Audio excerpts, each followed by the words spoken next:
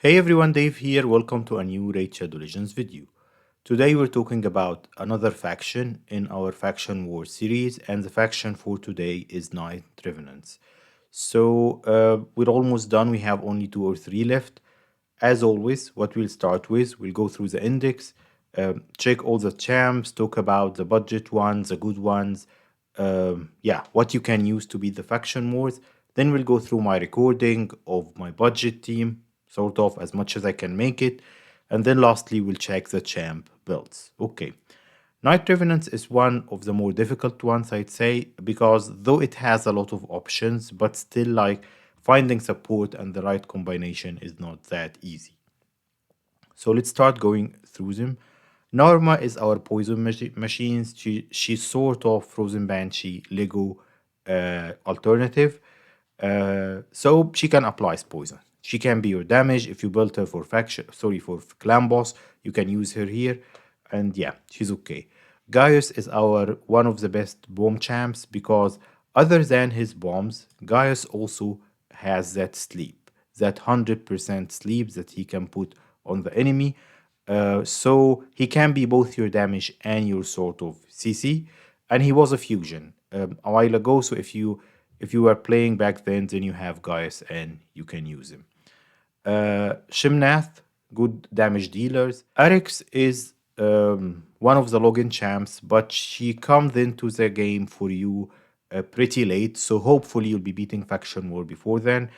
If you didn't beat Night Revenants yet and you have Arix, yes, you can use her. Defense based, good damage, HP based, sorry, good damage dealer. So yeah, definitely she's good there. By Stophus, yeah, he's okay, can be used. Thea, you'll get her from Doom Tower Hard. Again, most probably you'll beat Faction Wars before then, but good damage dealer. If you have her and you haven't beaten Night Revenant's Faction War yet, go ahead and use her. Versolf was a fusion. Maybe like if you started playing later, you won't have him, but he's good. He got Ally Protect, increased defense, Leech, provokes on his A1.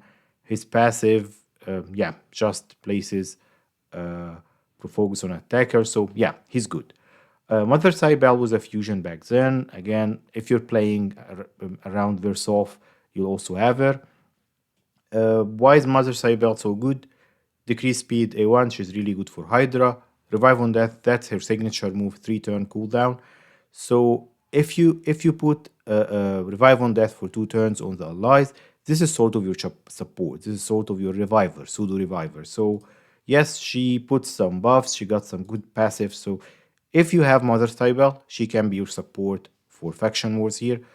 Tomb Lord, puts decreased defense and decreased attack, lots of poisons, decreased speed. He's really good. If you got Tomb Lord, probably you're using him for dungeons, and he's a great option for Faction Wars too. Theodore, damage machine. If you have Theodore, definitely he's maxed. Same for Calvalax. If you got these two, probably they are maxed and you just use them in Faction War. And if you're using Theodore in the Regen Immortal build, to solo dungeons or even to give him some survivability, then he'll work perfectly in Faction Wars too. Same for Drang. Drang is one of the best champs for this. He was a fusion also, but that was a year ago now, I'd say.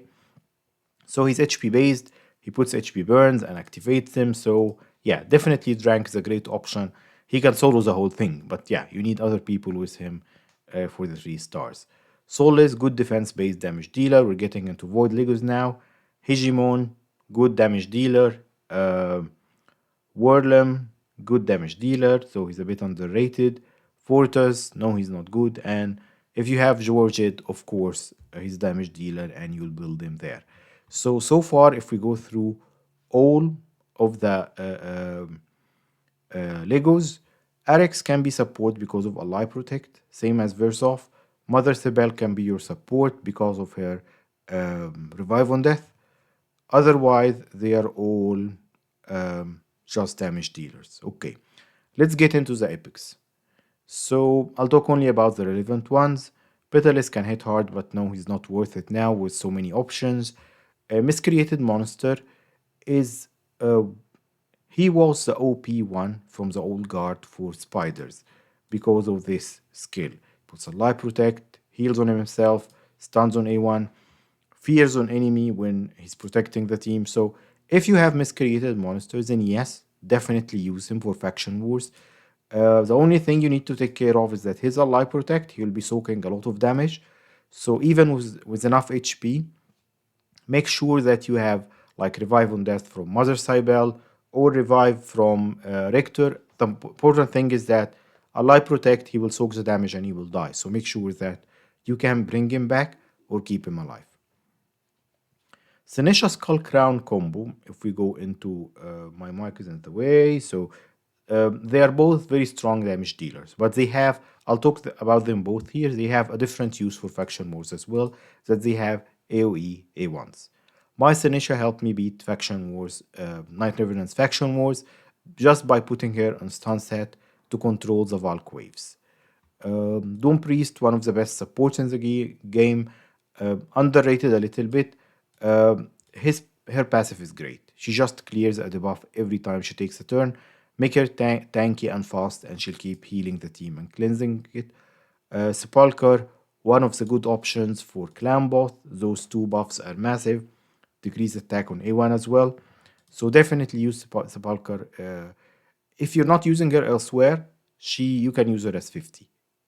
Tanky, fast, and yeah, just to put those buffs up. Richter's Wrath, one of the underrated revivers in the game. She has a single person revive, but she puts Veil, she puts continuous heals. Her passive heals everyone when they take a turn under Veil, so definitely one of the best supports you can get for that faction from the epic category.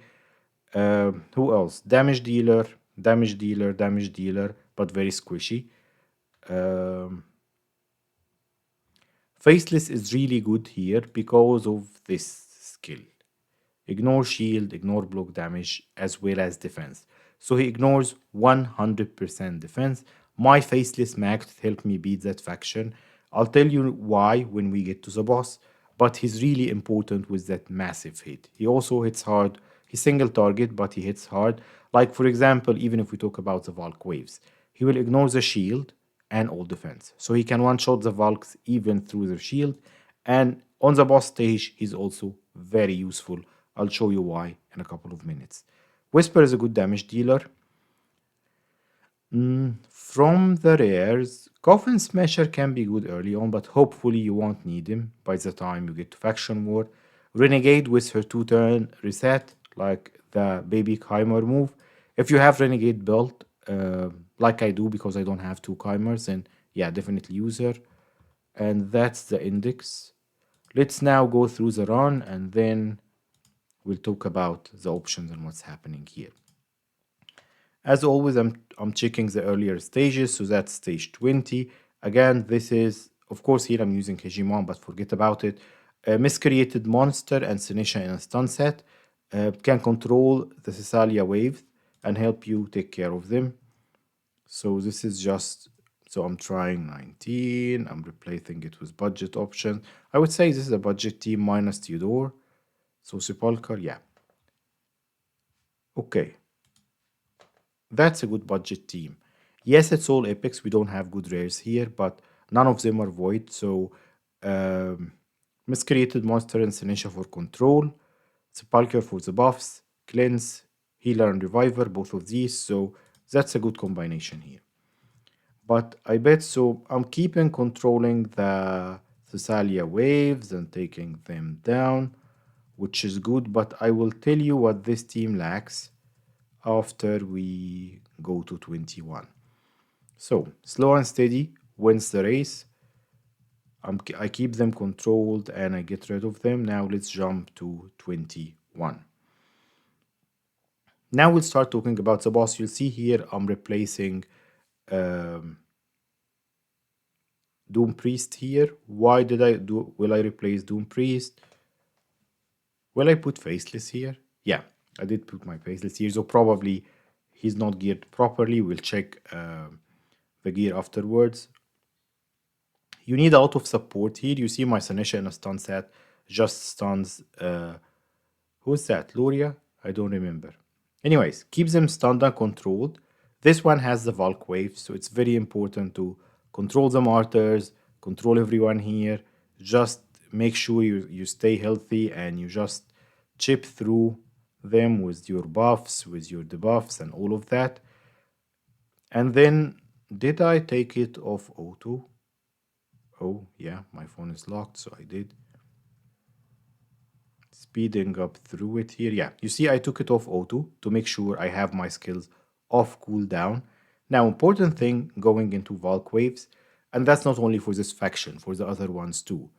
If you have champs putting buffs on you, these will boost the turn meter of the three Valks, making you or causing you to get 3 hits from them and putting those massive shields. So wait, don't buff your team till you control the Valks with stuns or whatever. So you see here, like probably I should try to stun them here. I just stunned one. I don't have miscreated monsters stun off cooldown, so I just trying to A1. I don't want to buff the team, not to provoke that turn meter thing, but anyways, you see here, look at that, look at that. That's what I'm talking about. Faceless A3 almost took down one of those Valks. Now I've stunned two, and now I've stunned all of them. So that's the important thing we keep talking about. Now that they are all controlled, I can apply my buffs and make sure they are controlled. Of course, here they apply their shields. I'm okay, I have Rector Drath. Let's see if I can actually beat the boss here. I'll tell you why. That's where Faceless will come in. And if you don't have Faceless, you'll need Kaitos or Deathless, or you need a damage dealer that's dedicated, built-in savage, built-in high attack, crit rate, and crit damage, and I'll tell you why. When we get to the boss, I keep telling you that, but we're almost there. So keep them controlled, chip at them with our budget team. And okay, you see I'm taking my time here. We're 10 minutes in, but that's totally fine. You have to do this only once for the stars, Ramantu, Lydia, all of that. Okay. So that boss is the one that puts fear, that's okay, steals buffs, okay. Two things to notice about this boss. In my opinion, this is the most annoying one, and we faced it a couple of times before. So he exchanges buffs and debuffs with you. So make sure you don't put too many debuffs on him or buffs on yourself before this move. He starts with this move. Then he got this move, the pinkish one here. When he's low enough on HP, he will exchange his HP with one of your champs, probably the one with the highest HP, miscreated monster in our case here. So you need to have two healers, revivers, two support champs because one of them will be really down on health when this move happens. And then after this move has a 12 turns cooldown. So you need a damage dealer, like Faceless in our case here, that can kill the boss in less than 12 turns. Otherwise, we'll get to this again. He will heal himself, exchange HP, and it will be an endless cycle there. Let's see how we did this. So I'm not buffing myself. I'm not applying the buffs on the boss till he does the exchange. He did the exchange. Now he got the shield from one of my champs. That's fine. Now we can start doing damage and applying buffs, making sure to manual this because the thing is that you want your buffs, like you see here how many buffs my Faceless has, make sure those buffs expire before he exchange the debuffs again, not to give him any free buffs to protect him. And the provokes are not an issue. If you have Doom Priest, she will cleanse you out. Just make sure if you're using Doom Priest, you have enough damage within the team, like I said, for that exchange HP.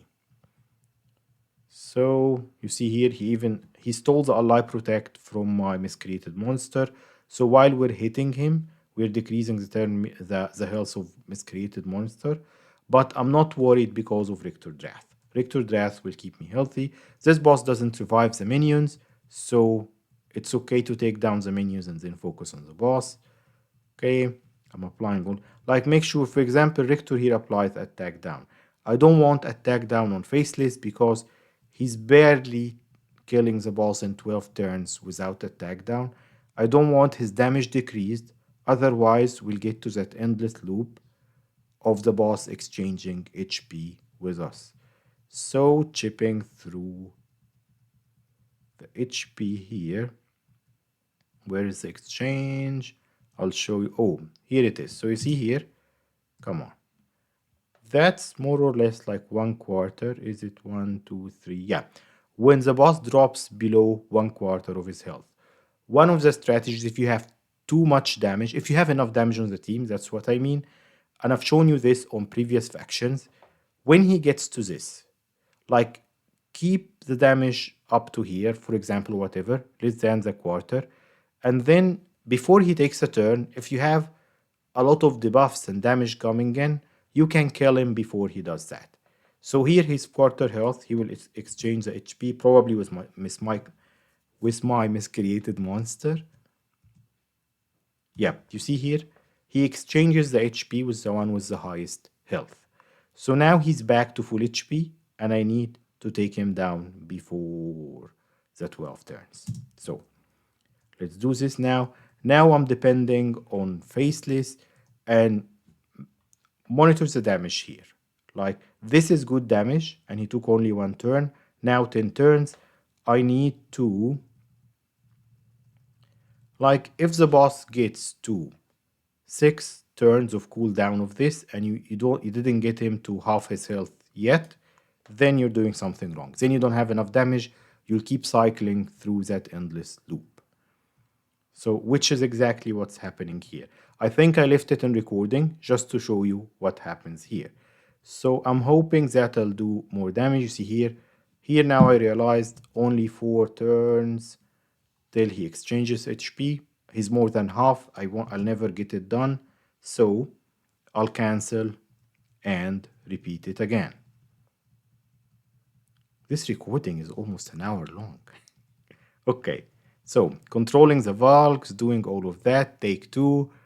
And that's realistically, that's why I wanted to keep it on the recording here. What you'll need to do. You'll be lucky if you repeated it only twice before getting it right. It's okay to repeat it 2, 3, 4 times, have a cup of coffee or tea, and sit down and do it, or a beer, till you get it done right. Just once, that's it, that's all you need. So I'm speeding through the same stuff here till he exchanges the HP.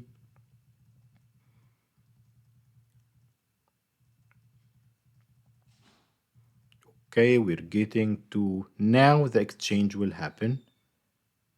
Okay. And oh, so I didn't notice that I've done that. Okay, sorry if I missed talking about this first. So I removed Sepulture, I removed Support, and I added Skull Crown. So I added more damage. Okay, sorry I forgot that. That's important. If you're in the same situation, the team is healthy, but you're not doing enough damage to take him in those 12 turns, add more damage and less support. And with retries, you'll do it fine. So you see here, the only support I'm getting is from Richter and Miscreated, sort of.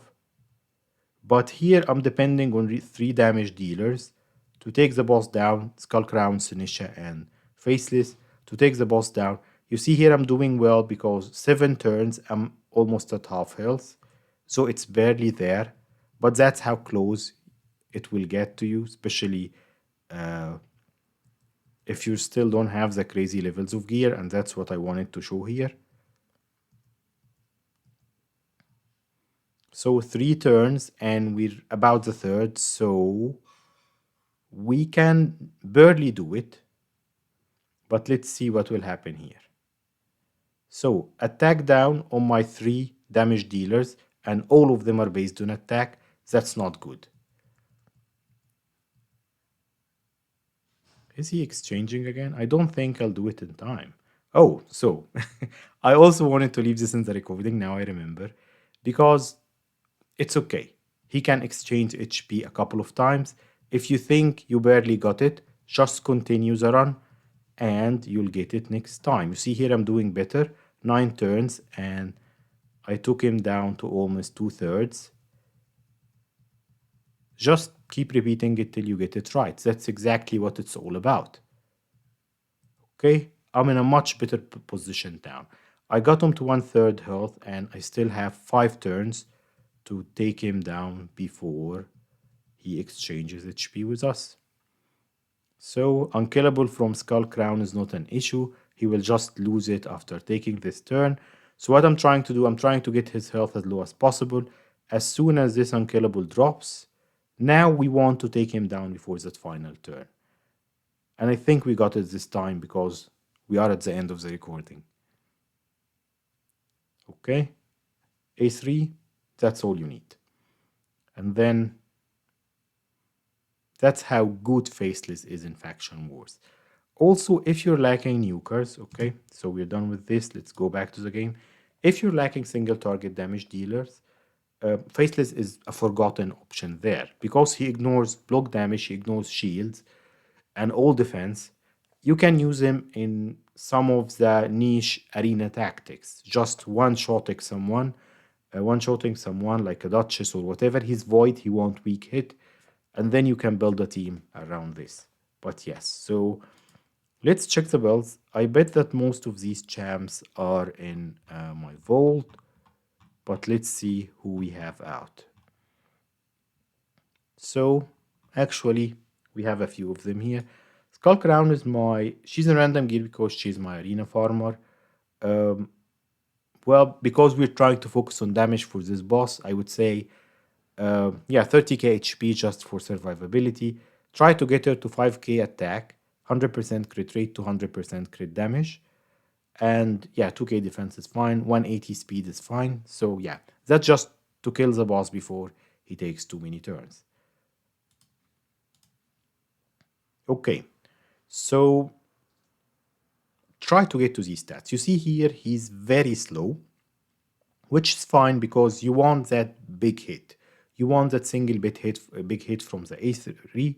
So 4k attack, 270% and 100% crit rate, of course. He gives himself crit, but nothing to talk about now.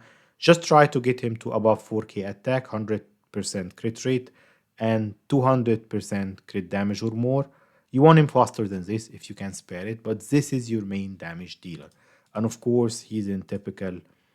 Why I'm using here Flawless Execution? Because I want the hit to be. You can use Helm Smasher, it will work the same way, just a couple of more retries.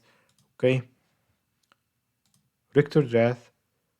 Mine is in shield set, leftover gear, 50k, what you need. That's an average build, like an early build even. 200 speed, 3k defense, 50k HP. Give her more HP and defense than this. And then if you get her to 200 resistance, that's good too. If you're actually using Richter Wrath and Doom Tower Hard or Arena or whatever, probably you'll have much better stats than these. Let me show Sepulcher. Sepulcher works perfectly in a lifesteal. I don't have her in lifesteal.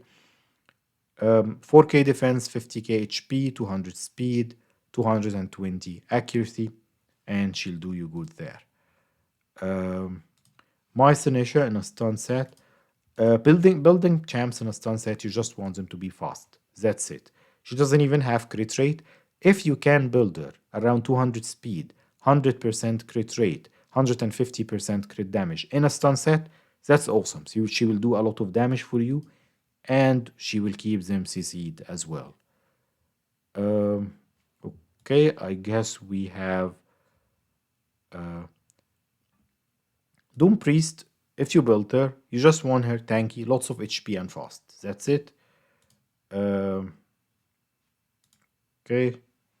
come on. Let's get Miscreated Monster out of the vault to show him to you. Did I put any Ascension on him? What skill? Oh, I didn't even... Yeah, I don't know what to put on him. So yeah, Immortal, Regen, whatever, anything that give him HP.